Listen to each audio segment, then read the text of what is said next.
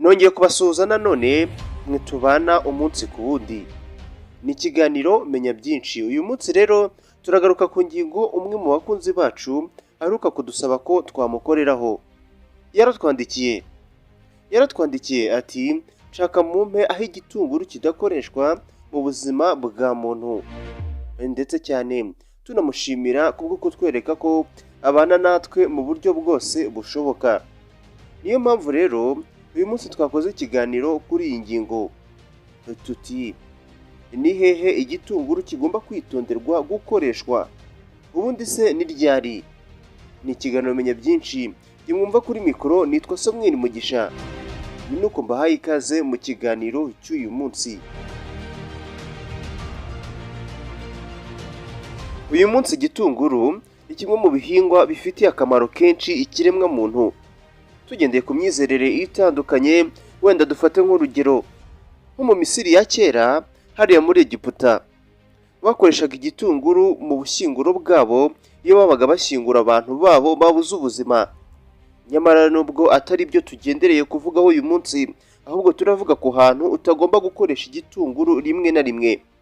Uretse rero uwo mumaro w'igitunguru ku banyamisiri, uyu munsi twe n'igitunguru dufitanye amateka maremare, turenze cyane ku mpumuro itagira uko isa gishyira mu mafunguro yacu. Uyu munsi igitunguru gikoreshwa nk'umuti, ndetse nanone yemwe kinakoreshwa mu gukora imiti, dore ko cyane ko kizwiho gutanga umusaruro mu kuvura inkovu. Uretse n'ibi rero, igitunguru kifitemo na bimwe mu binyabutabire bizwiho kugabanya kubyimbirwa, kugabanya ndetse no kuringaniza isukari mu maraso. Birumvikana ku bantu barwaye diyabete, iyi ngingo irabarengera cyane. Igitunguru ni cyiza kuri bo.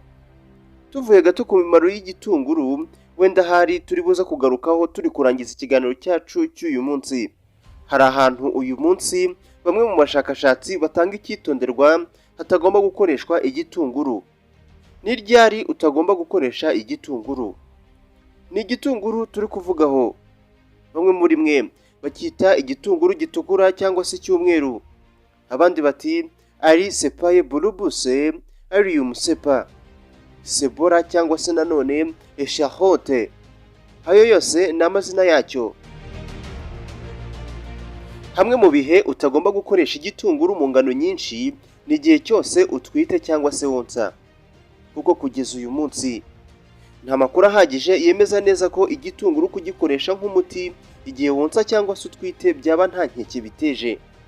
Niyo mpamvu rero uyu munsi bamwe mu bashakashatsi bavuga ko kwirinda gukoresha igitunguru mu ngano nyinshi irengeje iyo dukoresha mu ifunguro mu gihe cyose uri muri ibi bihe byo konsa cyangwa se gutwita, byaba ari byiza cyane kubyirinda. Igitunguru gishobora gutera kuva cyangwa se kujya utinda gutsina igihe cyose wavuye amaraso. Bimwe mu binyabutabire bigize igitunguru bizwiho kuba byatera kutavura kw'amaraso. Nk'ingaruka rero, igihe cyose uvuye amaraso uba ushobora kujya uva ubudakira. Mu gihe cyose ufite ibibazo bijyana n'imivire y'amaraso itameze neza cyangwa se idasanzwe, ni byiza kwirinda gukoresha igitunguru mu ngano nyinshi. Bimwe mu biribwa nka seleri, hari bamwe mu bantu bitagwa neza iyo babiriye. Ibi bizwi ubusanzwe nka allergie. Ku bantu rero batakubwa neza n'ibiribwa birimo seleri, ni byiza kudakoresha igitunguru cyinshi kuko nacyo kiba gishobora kukugwa nabi. Hanyuma rero hari indwara benshi tuzi izwi nka diyabete.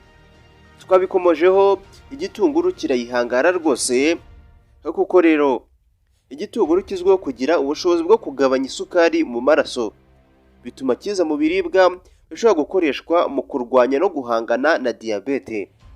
Hari bamwe mu bantu usanga bagira ibibazo mu igogora ryabo iyo bari cyangwa se iyo barangije kurya. Ibi ngibi tubizi nka indigestion. Akenshi na kenshi rero ku bantu basanzwe bagira ikibazo nk'iki ngiki, igitunguru kibongerera ibimenyetso by'ibi bibazo byo mu igogora. Kubw'iyo mpamvu rero biba ari byiza kutagikoresha mu ngano nyinshi igihe wiyiziho iki kibazo. Niba mubyibuka neza, igitunguru kigabanya kuvura kw'amaraso, ndetse kigashobora neza kuringaniza cyangwa se ubyite kugabanya isukari mu maraso. Ibi twabivuze. Kubw'izo mpamvu rero iyo ugikoresha mu ngano nyinshi biba bishobora gutuma utavura mu gihe cyose uvuye amaraso, ndetse ukaba ushobora kuva amaraso ubudahagarara. Ingisibe nanone kunaniza umubiri kugenzura isukari mu gihe urimo cyangwa se nyuma y'uko umaze kubagwa. Ni byiza rero gufata icyitonderwa ahangaha, kuko ubundi abashakashatsi bavuga ko uba ugomba guhagarika gukoresha igitunguru mu ngano nyinshi nibura mbere y'ibyumweru 2 mbere y'uko randevu ufitanye na muganga yo kubagwa igera. Hanyuma hari nako wirinda ingaruka. Hanyuma rero ni ryari tuvuga ko igitunguru gikoreshejwe ntacyo cyatwara?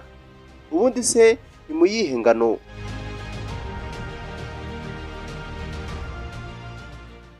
Bumwe mu bushakashatsi uyu munsi bwemeza ko iyo igitunguru gikoreshejwe kiriwe mu kanwa mu ngano neza itarengeje imwe turya mu mafunguro yacu busanzwe, iki gihe bemeza ko ntacyo kiba gitwaye. Ibikomoka ku bitunguru byo ku bantu benshi babikoresha binyuze mu kanwa, ubaye ubikoresha nk'umuti bavuga ko nabyo ntacyo biba bitwaye. Bavuga ko nibura amagarama 900 y'ibikomoka ku bitunguru ugiye uyafata buri munsi. Gusa nanone nturenze ibyumweru 12. Bavuga ko nibura nta zindi ngaruka kiguteza. Mu gihe ugikoresha wita ku ruhu, bavuga ko akenshi ntacyo kigutwara. Uretse ko nanone rimwe na rimwe hari nubwo zimwe mu ngaruka nko kubabara uruhu ndetse n'ibizwi nka eczema, indwara irangwa n'ibimenyetso nko gutukura ku hantu wasize cyangwa se washize ibikomoka ku gitunguru ziba zishobora kukugeraho. Nyamara nanone ku bantu bakuru bakoresha ibikomoka ku gitunguru bivura inkovu, by'umwihariko iyo bakoresha ibigizwe na bimwe mu binyabutabire birimo ibizwi nka heparine ndetse na arantoine, bavuga ko nibura ugomba kubikoresha mu gihe nibura cy'ibyumweru 10 gusa nturenze amezi 6. Ni naho ku bana bato igihe uvuze inkovu zabo, produit nyine zifitemo igitunguru ndetse na bya binyabutabire twavuze heparine ndetse na arantoine, bavuga ko ugomba kubikoresha ahaje inkovu nibura inshuro 1 cyangwa se 2 ku munsi mu gihe cy'amezi 6. Ku bana bato bafite kuva ku mezi 6 y'ubukure kugeza ku myaka 15.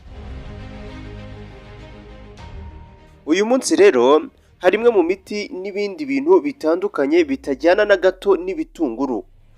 Nk'urugero, hari kinini twese tuzi kizwi nka aspirine. Iki ngiki iyo wakiriye ukarya n'igitunguru, hari igihe igitunguru kikuguye nabi. Gusa nanone ntabwo bikunze kubaho cyane. Hari ikinyabutabire cyitwa lithium. Iki ngiki ku muntu utagifite gihagije mu mubiri we, hari ubwo ategetswe kurya agifata nk'umuti. Niba bimeze gutyo rero ukaba ugiye kujya ukoresha igitunguru, biba ari byiza kwegera umuganga wawe akaguhindurira ingano ya lithium ufata, kuko igitunguru kigabanya uburyo umubiri unyunyusa iki kinyabutabire. Nk'uko twigeze kubivugaho kare, igitunguru kizwiho kugerageza kuringaniza isukari yo mu maraso, ibintu bishobora gufasha cyane abarwayi ba diyabete. Hanyuma rero uramutse urwaye diyabete ukaba usanzwe ukoresha imwe mu miti ivura diyabete nk'iyitwa giliburide cyangwa se diyabeta, mu gihe ukoresha igitunguru ni ukugerageza kujya uhura na muganga wawe kenshi akagusuzuma, kuko urebye nabi washituka isukari yo mu maraso yawe yarabaye nkeya cyane ku rwego ruhambaye, ibintu bitari byiza nanone. Mu gihe cyose rero nanone ukoresha imwe mu miti izwiho kugabanya kuvura kw'amaraso, iyi irimo nk'izwi nka anticoagula ndetse na antiplaterite.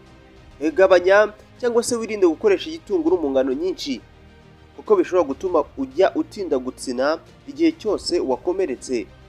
Muribuka, igitunguru kigabanya ukuvura kw'amaraso.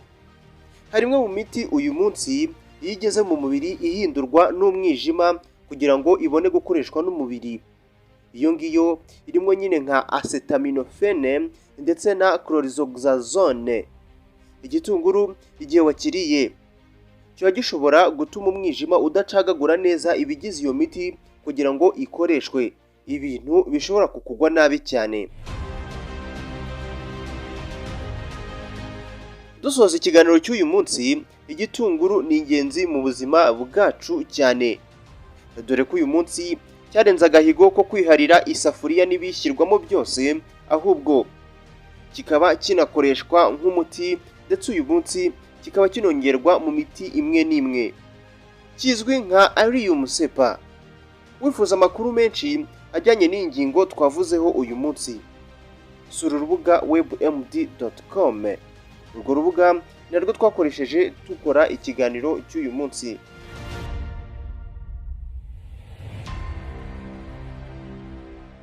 Ni Samuel Mugisha wumvaga kuri mikoro. Reka nizere ko tuzasubira ubutaha. Ikintu cy'ingenzi ni ukumanuka munsi y'iyi video ugakanda ahantu hatukura handitse ijambo subscribe, ubundi tukajya tubana mu buryo bukoroheye cyane. Iyi ni Tele Montagne Rwanda. Naho ubutaha.